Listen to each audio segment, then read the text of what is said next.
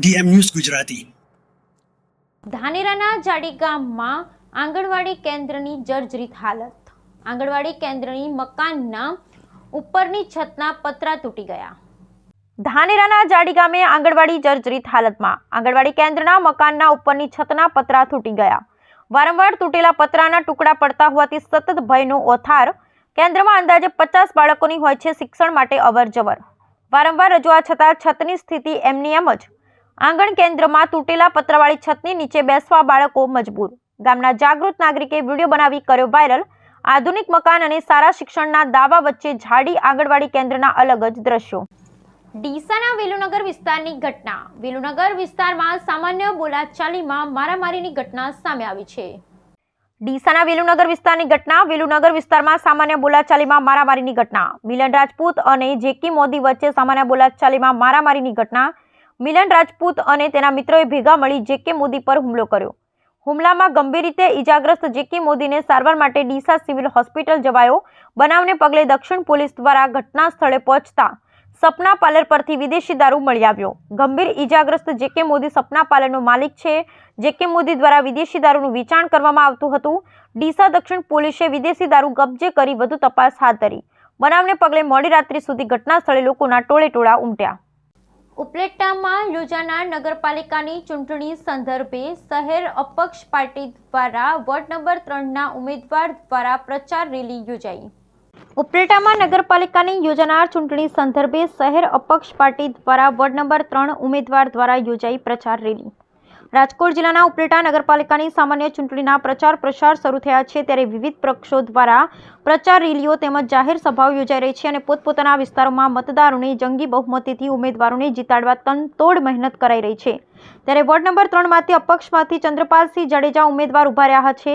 ત્યારે ward number 3ના ઉમેદવાર દ્વારા આજે શહેરમાં એક ભવ્ય રેલીનું આયોજન કરી અપક્ષમાં લડી રહેલા લોકલાડીલા ઉમેદવાર ચંદ્રપાલસિંહ જાડેજા અને હંમેશા લોકો વચ્ચે રહી લોકહિતના કાર્યો કરવામાં અગ્રેસર રહેતા ચંદ્રપાલસિંહને નગરપાલિકાની આવનારી સામાન્ય ચૂંટણીમાં વોર્ડ નંબર 3માંથી જંગી બહુમતીથી મતદાન કરી વિજયી બનાવવા માટે ઉપલેટામાં ચંદ્રપાલસિંહ બહુમતીથી લાવવા એક ભવ્ય બાઇક રેલીનું આયોજન કરવામાં આવ્યું હતું. જેમાં ઉપલેટા વોર્ડ નંબર 3ના આ બાઇક રેલી આદર્શ સ્કૂલ પાસેથી ચાલુ કરવામાં આવે તે વોર્ડ નંબર 3માં ફરી આ તકે બહોળી સંખ્યામાં લોકો બાઇક રેલીમાં ઉપસ્થિત રહી. રાજકોટ જિલ્લાના ઉપલેટા નગરપાલિકાની ચૂંટણીને લઈ ચૂંટણી અધિકારી અને નાયબ જિલ્લા વિકાસ અધિકારી પ્રિયાંક કુમાર ગળચર દ્વારા પ્રેસ કોન્ફરન્સ યોજાઈ. રાજકોટ જિલ્લાની ઉપલેટા નગરપાલિકાની ચૂંટણીને લઈ ચૂંટણી અધિકારી અને નાયબ જિલ્લા વિકાસ અધિકારી પ્રિયાંક કુમાર ગળચર દ્વારા યોજાઈ પ્રેસ કોન્ફરન્સ. ઉપલેટા નગરપાલિકાની સામાન્ય ચૂંટણીમાં કુલ 8 વોર્ડ પરથી 87 ઉમેદવારો ઉતર્યા મેદાનમાં. ઉપલેટા નગરપાલિકાની ચૂંટણીમાં કુલ 11 જેટલા બિલ્ડિંગોમાં 49 મતદાન મથકમાં મતદાન થશે. ચૂંટણીની અંદર કુલ 30 જેટલા મતદાન મથકો સંવેદનશીલ મતદાન હોવાનું જણાવવામાં આવ્યું છે.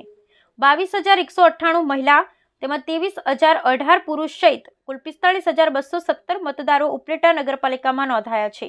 ચૂંટણીમાં કુલ 87 જેટલા ઉમેદવારોની ચૂંટણી અંગે મતદાન થશે, જેમાં 5 જેટલા અધિકારીઓ મોનિટરિંગ કરશે.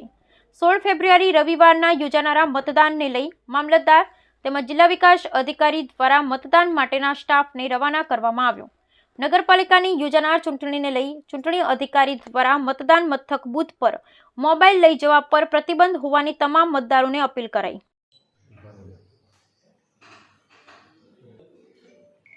ઉપલેટા નગરપાલિકા સામાન્ય ચૂંટણી 2025 આવતીકાલે આપણે કુલ 8 વોર્ડ અને 31 બેઠક માટે મતદાન થવાનું છે. મતદાનનો સમય સવારે 7 વાગ્યાથી લઈ અને સાંજે 6 કલાક સુધી નિર્ધારિત કરવામાં આવેલ છે. સૌ ઉપલેટાના નગરપાલિકાના મતદારોને વહીવટીતંત્ર તરફથી વધુમાં વધુ મતદાન થાય અને લોકશાહીનું જે આ પર્વ છે એમાં આપણે સૌ સહભાગી બનીએ એવી મારી ખાસ સૌને વિનંતી. આપણા ઉપલેટા નગરપાલિકામાં કુલ 11 મતદાનના લોકેશન છે અને 49 મતદાન મથકો છે. સર્વ પ્રકારની તૈયારીઓ અમારા દ્વારા કરી લેવામાં આવી છે. આજે તમામ ચૂંટણી પર ફરજ પરના કર્મચારીઓને અહીંયાથી બૂથ પર મોકલવામાં આવશે. એમની સાથે જરૂરી તમામ સાહિત્ય, EVM, બધું જ અહીંયાથી ડિસ્પેચ કરી અને આજ સાંજ સુધીમાં પોતાનું બૂથ સંભાળી લે એ રીતની વ્યવસ્થા અમારા દ્વારા કરવામાં આવેલ છે. મતદાન માટે જરૂરી રાજ્ય ચૂંટણી પંચ દ્વારા ચૂંટણી કાર્ડ સાથે અન્ય 14 પુરાવા જે આધાર કાર્ડ છે, ડ્રાઇવિંગ લાયસન્સ છે, એવા 14 પુરાવાઓ સાથે રાખી અને મતદાન કરી શકે છે. મતદાન દરમિયાન અહીંયા મામલતદાર કચેરીમાં એક કંટ્રોલ રૂમ પણ ઊભો કરવામાં આવેલ છે, જેમાં વર્ગ 2ના સબ રજિસ્ટ્રાર અને પણ અહીંયા નિમણૂક આપી અને વ્યવસ્થા કરવામાં આવી છે. સર, ખાસ મોબાઈલ પ્રતિબંધ માટેનું શું કહેશો? રાજ્ય ચૂંટણી આયોગ દ્વારા દર વર્ષે જે મોબાઈલ છે એ મતદાન મથકમાં લઈ જવાની મનાઈ છે. એટલે સૌ મતદારને મારી નમ્ર વિનંતી કે મોબાઈલનો ઉપયોગ આપણે મતદાન મથકમાં કરવાનો નથી અને મોબાઈલ શક્ય હોય તો આપણે ઘરે મૂકી અને આવીએ, જેથી કોઈ અગવડતા ન પડે. અને અમારા દ્વારા દરેક મતદાન મથક પર પોલિંગ ગાઈડ પણ મૂકવામાં આવેલ છે, જે પોતાનું મતદાન મથક કોમ્પ્યુટર કે લેપટોપ દ્વારા સર્ચ કરી અને દરેક મતદારને ગાઈડ કરશે કે આપનું મતદાન મથક અહીંયા છે, આપનો ક્રમ આ છે. એટલે સરળતાથી ઝડપથી મતદાન થાય અને લાંબી લાઈનને આપણે નિવારી શકીએ. મતદારો માટે પાણીની વ્યવસ્થા, જરૂરી AMF એસ્યોર્ડ મિનિમમ ફેસિલિટી દરેક બૂથ પર રાખવામાં આવી છે. તેમ છતાં પણ અમારા દ્વારા અત્યારે તમામ બૂથની વિઝિટ લઈ અને કાંઈ પણ જો બાકી હોય તો કરવામાં આવનાર છે. Thank you. ભાભર નજીક હરિભક્તોને માર મારી લૂંટી લેવાની ઘટના સામે આવી છે. ભાભર નજીક હરિભક્તને માર મારી લૂંટી લેવાની ઘટના આવી સામે. હિરજીભાઈ આચાર્ય નામના ભક્ત કટાવધામ દર્શન કરવા માટે જઈ રહ્યા હતા, તે દરમિયાન બની લૂંટની ઘટના. બે ઈસમોએ રસ્તા પર હાથ રાખી ગાડી ઊભી રખાવી ચાલુ ગાડીએ ચપ્પાની અણીએ પૈસાની માંગણી કરી. 1000 રૂપિયાની લૂંટ ચલાવી મોઢાના ભાગે માર મારી કર્યા ઘાયલ. ઘાયલ હરિભાઈ સારવાર અર્થે ભાભરની રેફરલ હોસ્પિટલમાં ખસેડવામાં આવ્યા. બ્યુરો રિપોર્ટ ગોપાલ કે પૂજારા, ભાભર, બનાસકાંઠા. હું કટાવ જવા નીકળ્યો, બાપુ મંડલેશ્વરને બન્યા છે એટલે મને એમથી હું એમને મળતો આવું એટલે અહીં ભાભરથી નીકળ્યો, કટાવવાળા વળાંક વળ્યો, થોડોક 100 મીટર જેટલો આગળ ગયો છે. બે ભાઈ ઊભા, તમને હાથ કર્યો કે તમે કે ઊભા રહો. એટલે મને એમ કે કટાવના ભક્તો છે, કટાવ બાપુ માટે આવતા હશે, ગાડી ઊભી રાખી. એટલે ક્યાં જવો છો? મેં કીધું કટાવ. તો કે અમારે આવવું છે. એટલે તો પાછળ મેં આગળ બેઠો, ના ના અમે પાછળ બેસી છે, આગળ ન બેઠા. આગળ સીટ ખાલી હું એકલો હતો એટલે એ લોકો પાછળ બેઠા. અહીંયાથી 1 કિલોમીટર આગળ ગયા છે એટલે 2-3 બાઇકોવાળા, 3-4 બાઇકોવાળા હતા. બે બાઇકવાળા સાઈડમાં આગળ થયા. એટલે પહેલાં બે મને માથે પકડી, વાળ તો નાના છે, મને આ ચોટી ખરી શીખાય એટલે ખેંચ્યો મને અને છરો બીડાવી. ચાલુ ગાડી મેં તરત બ્રેક કરી, આમ કરી દેખાણું બ્રેક તો કરી, ગાડી બંધ કરી દીધી. પછી એટલે એ લોકો મને કે પૈસા લાવતા, પૈસા કેટલા, ફટાફટ પૈસા કાઢ, ફટાફટ પૈસા કાઢ. બધા ઓલા બાઇક ઉતરી બહુ બોલાઈ ગયા હતા. એટલે મારા જોડે પૈસા નથી, મારા જોડે કીધું પૈસા નથી. 1000 રૂપિયા હતા, એ 1000 રૂપિયા લીધા કે મારે કે તમે કાઢ, પૈસા કાઢ. મારા જોડે હતા ને હું ક્યાંથી લાવું? એટલે મેં પેલા બે પાછળ બધા અહીં માર્યો, મારે ખૂબ મને માર્યો. અને પછી પેલા બધા આવ્યા ને મારો ફોન લઈ લીધો. મારા જોડે ફોન છે, ફોન લઈ લીધો. અને પછી શું વિચારાયો, ફોન પાછો આપી ગયા. અને પછી પેલા બે આવ્યા, બાઇક ભેગા બાઇકમાં બેસી ગયા. એટલે બાઇકવાળા બધા એક જ છે. એના આધારે હું કહું છું. તમારું નામ? અને મારું નામ હિરજીભાઈ આચાર્ય અને હરિદાસ મારા તરીકે હું રામકથાકાર છું. બરોબર જી. પાલનપુર સ્ટેશન રોડ પર હોટલમાં ભભૂકી આગ. પાલનપુર સ્ટેશન રોડ પર હોટલમાં ભભૂકી આગ. સ્ટેશન રોડ પર આવેલ બેલીમ હોટલમાં ભભૂકી આગ. હોટલના કિચનમાં આગ ભભૂકતા મચી દોડધામ. પાલિકાના ફાયર ટીમે ઘટના સ્થળે પહોંચી આગ પર મેળવ્યો કાબુ. આગ લાગવાનું કારણ અકબંધ. વડગામના બસોમાં બાઇક પર બેસવા મામલે મારપીટ થવાની ઘટના સામે આવી છે. વડગામના બસોમાં બાઇક પર બેસવા મામલે મારપીટ. 4 ઈસમોએ હુમલો કરી ગળદાપાટોનો માર મારી ધમકી આપતા ફરિયાદ નોંધાઈ. 2 સગા ભાઈઓને માર મારતા પાલનપુર સિવિલમાં સારવાર હેઠળ. પોલીસે 3 લોકોના નામ જોગતો એક અજાણ્યા મળી કુલ 4 શખ્સો સામે ગુનો નોંધી હાથ ધરી વધુ તપાસ. બનાસકાંઠા જિલ્લા કલેક્ટર મિહિર પટેલના અધ્યક્ષસ્થાને જિલ્લા સંકલન અને ફરિયાદ સમિતિની બેઠક યોજાઈ.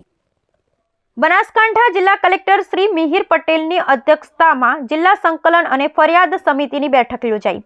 પ્રજાના વિવિધ પ્રશ્નોને તાકીદે ઉકેલવા તથા વિવિધ વિકાસ કામો સત્વરે પૂર્ણ કરવા સૂચન કરતા જિલ્લા કલેક્ટર શ્રી નેશનલ હાઈવે ઓથોરિટીને સમય મર્યાદા કામ પૂર્ણ કરવા તાકીદ કરતા જિલ્લા કલેક્ટર શ્રી મિહિર પટેલ.